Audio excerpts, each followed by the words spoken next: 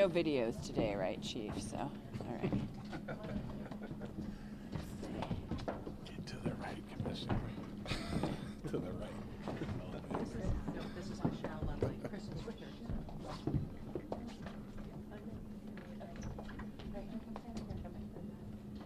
All right, you guys ready? Right there is good. I mean, I didn't want you to the right last time because Chief Beal was like doing a But you screen. guys can balance out because we don't have a screen to worry about. All right. Good morning, everybody. I'm Dayton Mayor Nan Whaley. This Monday morning, I think some of you I've seen as early as 5 a.m. this morning, and I'm glad you're here for this 11 o'clock briefing. Let me see who I have with me. City Manager Shelley Dickstein, Dayton City Commissioner Chris Shaw, from the Dayton Foundation, Michelle Lovely, obviously Chief Richard Beal, Fire Chief Payne. I have a thing of accidentally demoting people sometimes, so I'm trying to do better. And Dayton City Commissioner Jeff Mims. We've had a busy morning this morning. Just, been very impressed with the outpouring of the spirit of the community last night. Folks coming together in the Oregon District. The Oregon District is open. A lot of you who may not be from here will talk about how the Oregon District seems closed. Just a point of reference. It's a local-owned businesses, and so a lot of those local-owned businesses close regularly on Sunday and Monday. That is very typical for them. So if you're a regular in Dayton, you know which restaurants are open on Monday and which ones aren't. And the majority of them, that's their weekend. So I want you to make sure in your coverage. I've heard that a couple of times when folks have said, well, they say it's open, but it seems to be closed. It's because it's Sunday and Monday. I know some of the places are planning on opening just because of this on Monday, even though they're normally not open. But we are respecting what they have to do to go through as local businesses. I'm going to turn it over to Chief Beal next to just give an update. There's not much movement on the investigation this early, but wanted to see if he had give him some time for some comments this morning. Thank you. Well, thank you, Mayor. I do have just very brief update. I want to remind you that we are less than 36 hours into this incident and its investigation. I can confirm that if all the magazines that were recovered from the suspect were completely full, and we have not had a chance to examine that. We just know we have magazines with bullets in them, but if all of those were completely at full capacity, including the loose rounds found on the ground near him, as well as in a backpack that he carried, he would have had a maximum of 250 rounds in his possession at the time. We can confirm at least 41 spent shell casings from his weapon based on their location and his path of travel. That's at least 41. Because you could well understand, in a very dynamic and chaotic scene as this was, with people running through the crime scene, with first responders running through the crime scene, with emergency EMS traveling through the crime scene, evidence can be lost. So we can tell you at least 41 spent shell casings from the suspect. As it relates to the officers, we have recovered 45 caliber shell casings, 16.233 caliber shell casings, and 1 shotgun shell casing. In terms of the persons injured, we're getting different information from other sources, persons treated in a hospital. So we have previously said 27. There's some information there's 32. I can confirm to you that there is at least 14 of those injured, whether that number is 27 or 32, at least that were injured through gunshot wounds. So many people were injured through other means in their flight from this very chaotic event. There are autopsies currently being completed by the coroner's office, so that is a process that is still undergoing, and it will be some time before the outcome of autopsies, and that's really all I have to share thus far this morning. Thank you, Chief. Okay. Next, I'm going to invite Fire Chief Payne to come forward and speak a little bit about some of the first responders from the fire EMS response. Good morning, everybody. So at 1:07, Dayton Fire Department received their first dispatch to respond to the Oregon District. We responded with 1 fire crew and 1 medic, which is dispatch protocol for a shooting. Immediately upon arriving on the scene, we realized that we had multiple people down. We upgraded it to a mass casualty incident, which called for additional response personnel and command units, and then it was expanded once again shortly thereafter. Our crews transported five people to the hospital, be 3 from Medic 14, 1 from Medic 10, and actually Riverside Medic crew transported another.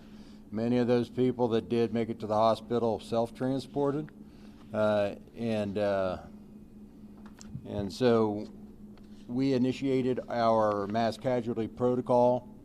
We put command units in place. We did our triage and our treatment, and then we facilitated the transfers to the hospitals in a balanced manner so we didn't overload any one hospital. There are 37 total patients treated at area hospitals, and they resulted from injuries as a result of gunshot wounds, being trampled, and then lacerations from fleeing the scene and broken glass. As you're aware, they had 9 victims plus a shooter were pronounced at the scene, and as of 9 o'clock this morning, we have 11 victims still hospitalized. That's all I have at this time. Thank you, Chief. Next, I'd like to invite Michelle Lovely to come forward to talk a little bit about what we're doing with the funds for the victims' families and those that have been affected by this incident. Michelle? We've been approached by community members, companies, individuals, just tons of people wanting to know how they can help and what they can do. And once again, the Dayton community is just such a strong community. Unfortunately, after the tornadoes and now this, just the community shows once again that we're Dayton strong. So we have developed a fund at the Dayton Foundation, and anyone can give to that. It's the Dayton Oregon District Tragedy Fund, and the fund number is 8365. So you can give right on our website at daytonfoundation.org. You can also just send a check to the Dayton Foundation with that fund listed in the memo line. But we have had a lot of questions about how we're using the funds and how much we've collected, and we are just as anxious as all of you to get our arms around that. But we're less than 24 hours with our fund being open. So we are meeting actually today at noon to talk to, we've been approached by community foundations all across the United States who have unfortunately been through situations like this. So they're providing guidance to us, and we're also consulting with our Council on Foundations to find out how we should appropriately be managing these funds and making sure that they're put out into the community in the best way possible. Okay, I'll now open it for questions. Can I ask the Chief, do you have any greater clarity on the sister and the mutual friend of the gunman, and whether you talked to the mutual friend yet about that whole situation on the night? We've had the opportunity to have some conversation. I will say there's just more conversation needed. I will not say at this point we have clarity of the entirety of that relationship. Chief, you talked about how the 3 of them had separated at some point. Do the other 2 know when he brought the gun out? I mean, did he get the gun out of that car? Were they all 3 pulled up originally? We have no information at this time to suggest that they were aware of the weapons or when they were introduced into this environment. So we have no information at this time. Where did he get the weapons? Were they in the trunk of the vehicle, or did he leave them in another location? After they separated, did he go get it and come back? Yeah, we don't have that determined with certainty. We do know the shotgun was recovered in the trunk, but exactly how they were transported to the scene is not been clarified. What's the 36 hours of the friend? Pardon? The condition of the companion, I believe he's still being treated in the hospital. What ailment? He received a gunshot wound to the lower torso. Chief, you said it's only been 36 hours. At this point, Less than. Less than. Yeah. How close are you at this point in your mind to establishing a motive? Not close enough. Not close enough at all. We have a lot of evidence still to go through. Just based on where we're at now, we are not seeing any indication of race being a motive. But we are not through all the evidence. And so until we're through all the evidence, we cannot rule that out. But I'm saying we're not seeing any at this time that suggests race is a motive. Is Mayor, it possible that Chief, he shot his sister by obviously accident? this is your community. If you could, I mean, going to that vigil last night, seeing all those people, I can't imagine the stress that you're under and the pain you feel for this community. Can you talk a little bit about your heart and what you've seen over the last few hours and what you've been doing? Yeah, I think, I've spoken a lot about the grit and the determination of this community, and surely the 8 o'clock vigil was no different. Grieving is a process, and as the chief said, we're probably 35 hours into this process.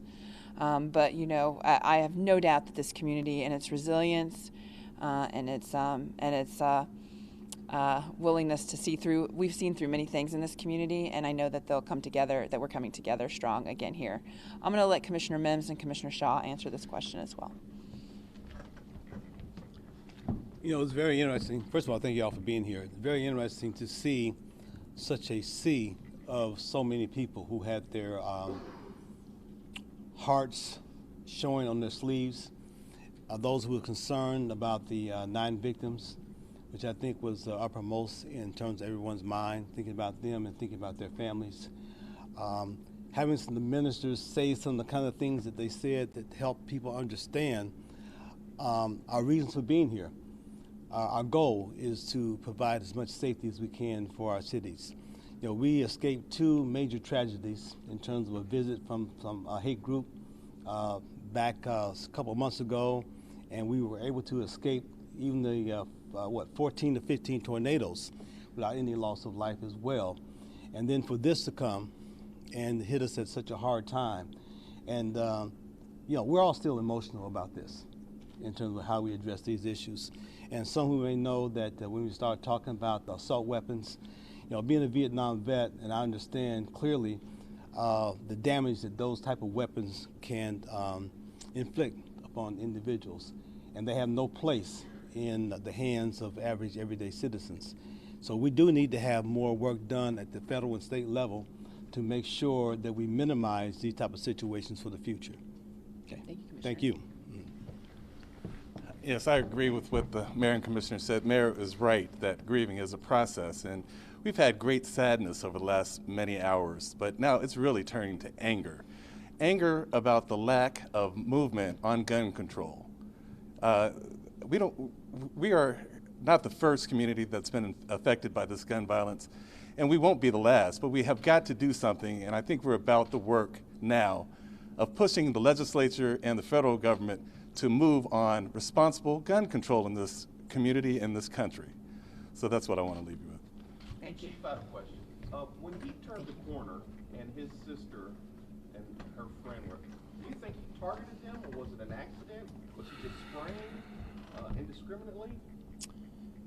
That's a question I've asked more than once, and I don't think we can know that for certainty. It seems to just defy believability he would shoot his own sister. But it's also hard to believe that he didn't recognize that was his sister. So we just don't know. So from talking to the companion, do you have any idea what time they originally got there and why they went that night to begin with? Yeah, Josh, I don't have that information available. We believe we pieced some of that together. We have a lot of cellular information that we haven't gotten through yet. So we do know there was some communication once they separated. But I don't think we have all those timelines established yet. Is the companion cooperating? As best as I know. Chief, as far as when he was headed towards that 100% in, and you talked about, thank goodness that he didn't get inside and the officer stopped. Yeah. Do you have any information about an earlier incident in the night where he may have tried to get in earlier and been denied entry to that one? Yeah, there was some information, I mean, early on, but I haven't been able to be a part of any conversations to tease that out and to clarify that, but I do know that was some indication of them being denied entrance, but I can't confirm that with certainty. Who is the owner of the gun? Spoken to investigators today? Pardon? Has the companion spoken to investigators? Not that I'm aware of. Is he slated to speak? Not that I'm aware of. Again, there's a lot of other things that we're working on today, as well as our federal partners, which are expediting the transportation and analysis of digital evidence. So there's a lot more going on behind the scenes here than just following up with various individuals that we need to interview. So there's a lot of parts in motion. So how Chief, much have you is seen anything about the gunman being involved in a hit list, making a hit list in high school? Have you seen anything about that, a rape list? Yeah, I know there's information out in the media. We're clearly exploring every possible piece of information we have. I'm a little bit reluctant, even if there's such evidence, to interpret it 10 years later as somehow this is indicative of what happened yesterday. So I think I would tell you the mistake that is made, and I understand your interest to try to get information out and to help people understand, but by taking pieces of evidence and coming to a conclusion about its significance creates mistakes, large mistakes at times. I've seen it too often in national incidents. Piecemealing information does more to misinform than inform. So we really don't know until we have all the information, all the evidence available. We'll take one more question. This guy right here. Right here. We're wondering, do you know how many were hit by bullets and shrapnel versus trampled, and also would officers involved be made available for interviews at some point? Yeah, the officers are still on administrative leave, so they're not going to be available for interviews. And I'm sorry, your first question was? How many we said 14 that we could confirm non-fatal that have been treated of the 2732, and I think, Jeff, you had a different number even. So clearly, a couple of dozen people who were treated for non-fatal injuries, 14 of which we can confirm were through gunshot wounds. Okay. I'm sorry, Mayor. Yeah, I spoke with the president yesterday evening. He called, I think it was around 6:30 before the vigil. Okay, we'll appreciate you all being here. I know you'll be out and about on 5th Street and through the community. We're really going to take these as, yesterday we did like an every 3-hour clip. I don't want to keep on calling you in when we don't have anything new, and so the investigation will take longer. It'll take longer periods of time, so you'll hear from us the next time we do have something new to share. Mayor, can we just have one more question with the chief? Maybe. Thank you very much. I do appreciate it. If I can answer, go ahead. It's okay. Chief, can you talk more about the acquisition of that firearm and your thoughts on your citizens owning such large magazines? It's problematic. It is fundamentally problematic. They have that level of weaponry in a civilian environment, unregulated, is problematic. And his ability to purchase that online and bring it into your community? And modify it to function as a rifle. And how did he do that, Chief? That was the one thing. I'm not the expert in that, but I can tell you that it was modified in essence to function like a rifle. That much I can tell you. And I'm sure you can talk to experts out there that how that gets done, and to avoid any legal prohibitions. Thank you. We're really done. We're done. Thank you guys. Have a good one.